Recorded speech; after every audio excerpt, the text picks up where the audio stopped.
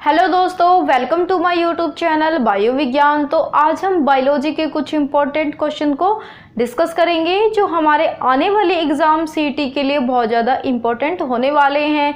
तो please friends, video को and तक ज़रूर देखिए। आज का हमारा सेशन बहुत इम्पोर्टेंट होने वाला है। जैसा दोस्तों आप सभी जानते हैं कि रेलवे डी ग्रुप के एग्ज़ाम कंटिन्यू हैं, चल रहे हैं। तो 2 फेज़ में एग्ज़ाम हो भी चुके हैं। अब 18 तारीख को एग्ज़ाम है, तो उसके लिए हम पूरे एक्सपेक्टेड क्वेश्चंस को लेके आए हैं जो बायोलॉजी के आपके पूछे जाते हैं हर साल। तो काफ़ी क्वेश्चंस ऐसे हैं जो प्रीवियस ईयर्स भी है। और दोस्तों प्लीज़ समझिए, क्वेश्चंस को समझ के करोगे ना तो आपके हर क्वेश्चन सॉल्व होंगे। और प्लीज़ कोई भी ये मत सोचना कि आपको रटना है, रटना बिल्कुल भी नहीं पड़ेगा। आपको हर क्वेश्चन समझ में आएंगे, बस थोड़ा ध्यान लगा के समझिएगा और सुनिएगा। आज का हमारा सेशन बहुत इम्पोर्टेंट है, तो प्लीज़ आप सभी से एक रिक्वेस्ट है कि वीडियो स्टार्ट होने से पहले आप सेशन को एक बार शेयर जरूर कीजिएगा। तो आज का हमारा सेशन हम स्टार्ट करते हैं। तो हमारा फर्स्ट क्वेश्चन है, maximum loss of water in transpirations occur through. Maximum loss of water in transpiration occur through. वाष्पोत्सर्जन में जल की अधिकतम कमी किसके कारण होती है, किसके माध्यम से होती है? तो ऑप्शन नंबर ए है हमारा लीव्स, ऑप्शन नंबर बी है हमारा स्टेम, ऑप्शन नंबर सी है हमारा रूट्स, ऑप्शन नंबर डी है हमारा फ्रूट्स। तो हमारा आंसर होगा ऑप्शन नंबर ए लीव्स। तो आप सभी जानते हैं कि सनलाइट मतलब जो फोटोसिंथेसिस का प्रोसेस था, प्रकाश संश्लेषण की जो प्रक्रिया थी, तो पादप में मतलब पौधे में वो कहाँ पर होती थी? वो होती थी लीफ पर। तो यहाँ पे पूछा गया है कि जल किसके माध्यम से कमी आ जाती है जब ट्रांसपिरेशन होता है, तो किसके माध्यम से है जो जल की कमी आ जाती है?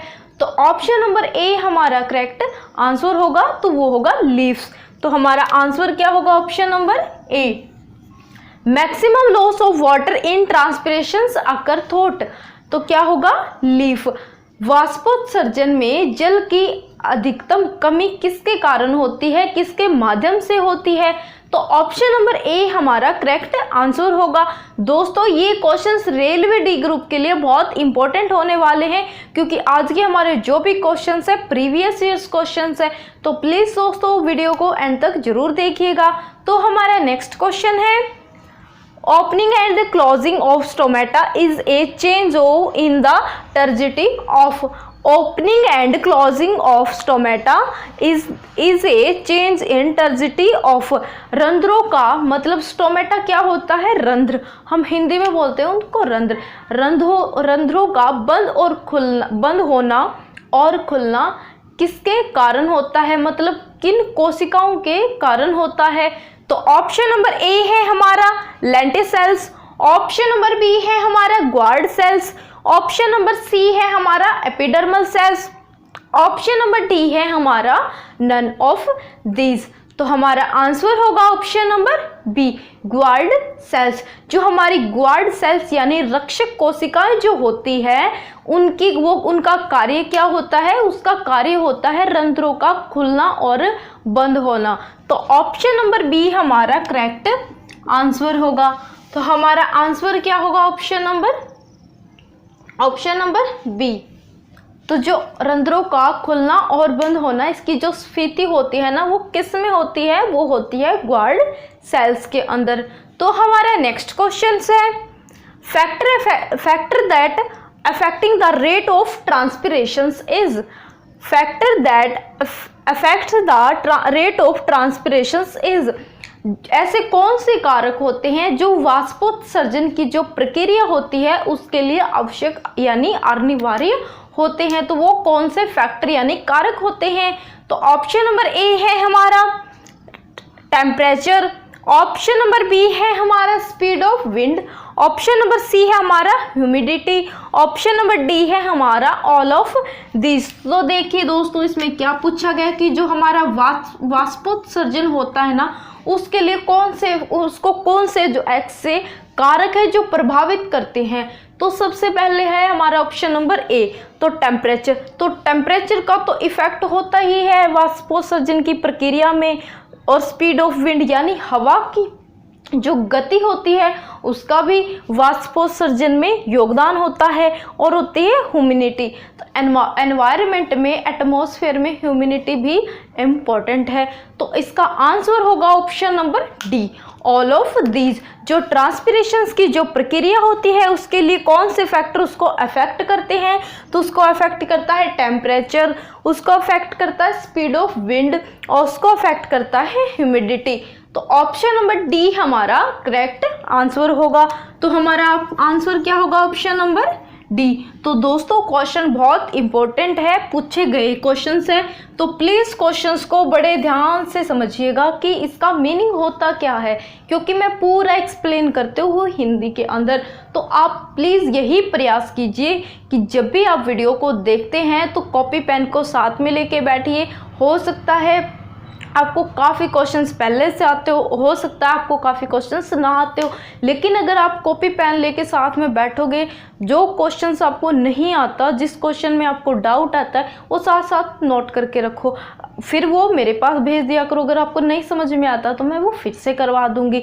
तो प्लीज़ दोस्तों क्वेश्चंस को समझो और फिर करो, क्योंकि आपके जो एग्ज़ाम्स आ रहे हैं ना उनके लिए बहुत ज़्यादा हम भी प्रयास कर रहे हैं, हम भी अच्छे अच्छे क्वेश्चंस को ही उठा के ला रहे हैं ताकि आपके एग्ज़ाम के लिए आपको हेल्पफुल हो। ठीक है, तो प्लीज़ दोस्तों वीडियो को एंड तक ज़रूर देखें। तो हमारा नेक्स्ट क्वेश्चन है, ट्रांसपिरेशन हेल्प इन, जो वाष्पोत्सर्जन की जो प्रक्रिया होती है ना वो किस में मदद करती है?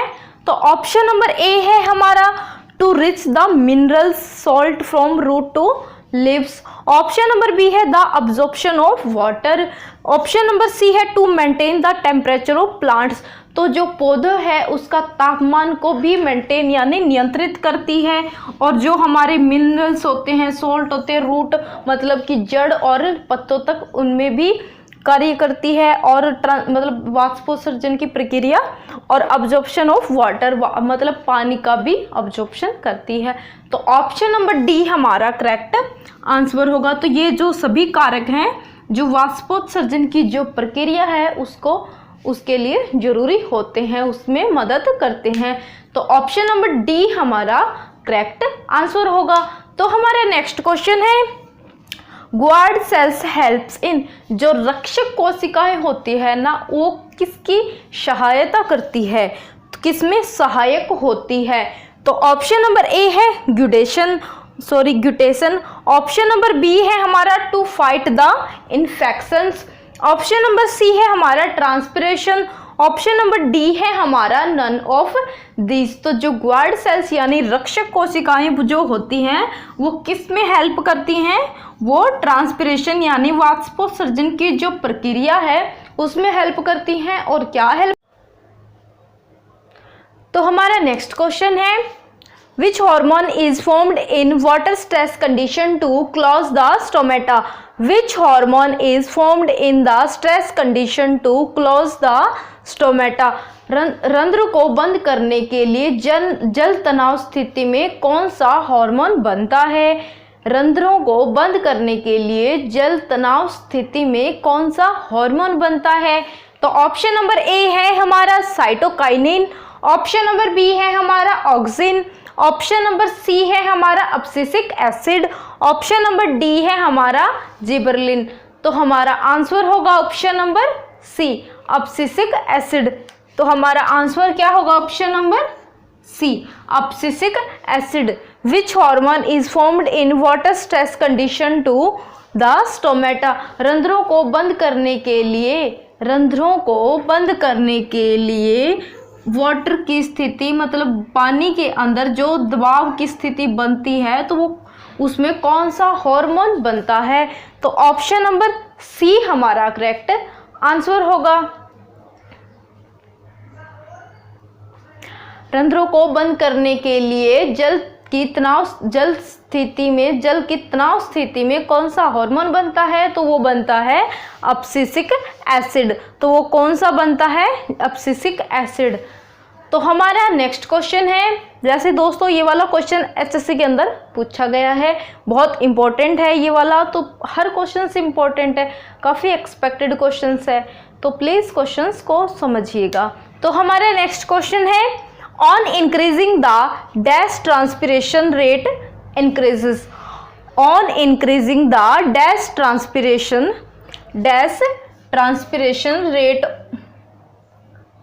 रेट इंक्रीजेस, किसमें मतलब किसके बढ़ने से वाष्पोत्सर्जन की प्रक्रिया बढ़ती है और उसको अफेक्ट करती है।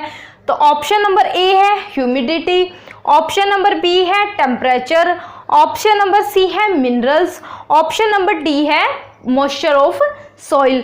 तो हमारा आंसर होगा ऑप्शन नंबर बी टेम्परेचर। तो हमारा आंसर क्या होगा option number B temperature. On increasing the temperature transpiration rate increases, on increasing the temperature transpiration rate increases. तो हमारा नेक्स्ट क्वेश्चन है cells become turgid due to, turgid का मतलब क्या होता है? फूलना। टर्जिड का मतलब होता है फूलना। जो कोशिका है ना वो किसके कारण फूलती है? तो ऑप्शन नंबर ए है हमारा प्लाज्मोलाइसिस, ऑप्शन नंबर बी है एंडोऑस्मोसिस, ऑप्शन नंबर सी है कंपोजिशन, ऑप्शन नंबर डी है डीकंपोजिशन। तो सेल्स के फूलने का कारण क्या होता है? कोशिका के फूलने का कारण वो प्रोसेस कौन सा होता है? तो ऑप्शन नंबर बी हमारा करेक्ट आंसर होगा। तो क्या होगा? Endosmosis. Cell become turgid due to endosmosis. तो ऑप्शन नंबर बी हमारा करेक्ट आंसर होगा। दोस्तों क्वेश्चन इंपॉर्टेंट है, काफ़ी इंटरेस्टिंग भी है, तो प्लीज़ क्वेश्चंस को समझ के कीजिएगा। तो हमारा नेक्स्ट क्वेश्चन है plants absorb nitrogen from soil mainly as, plants absorb nitrogen from soil mainly. जो पादप होते हैं ना वो नाइट्रोजन को किस फॉर्म में गेन करते हैं, किस फॉर्म में लेते हैं? सॉइल से।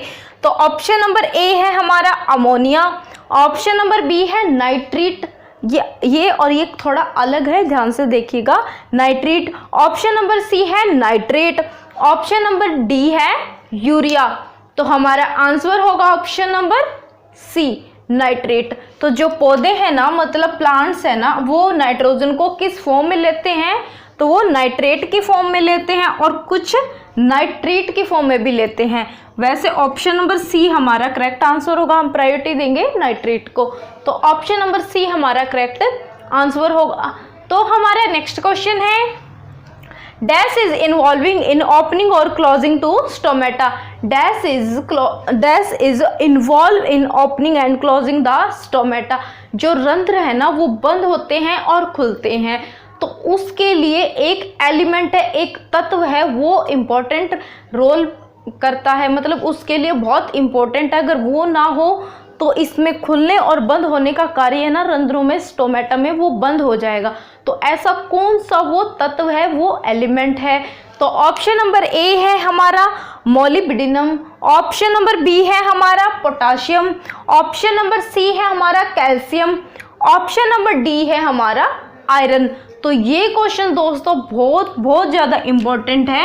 एचएससी के अंदर ये 2 से 3 बार पूछा गया, ये वाला क्वेश्चन बहुत इंपॉर्टेंट क्वेश्चन है। आप पीछे का प्रीवियस क्वेश्चंस को उठा के देखिए, आपको वहाँ पे ये क्वेश्चंस मिलेगा। तो ऑप्शन नंबर बी हमारा करेक्ट आंसर होगा।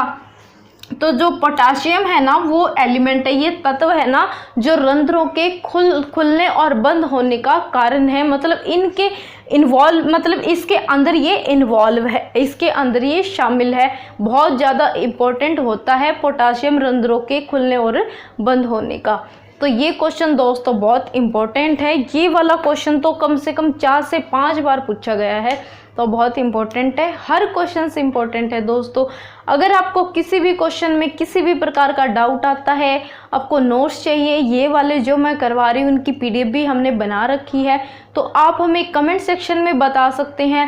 और कमेंट सेक्शन के अंदर अब दोस्तों बताते हैं ना तो मैं रिप्लाई करती हूँ, तो प्लीज़ वहाँ पे चेक भी कीजिएगा।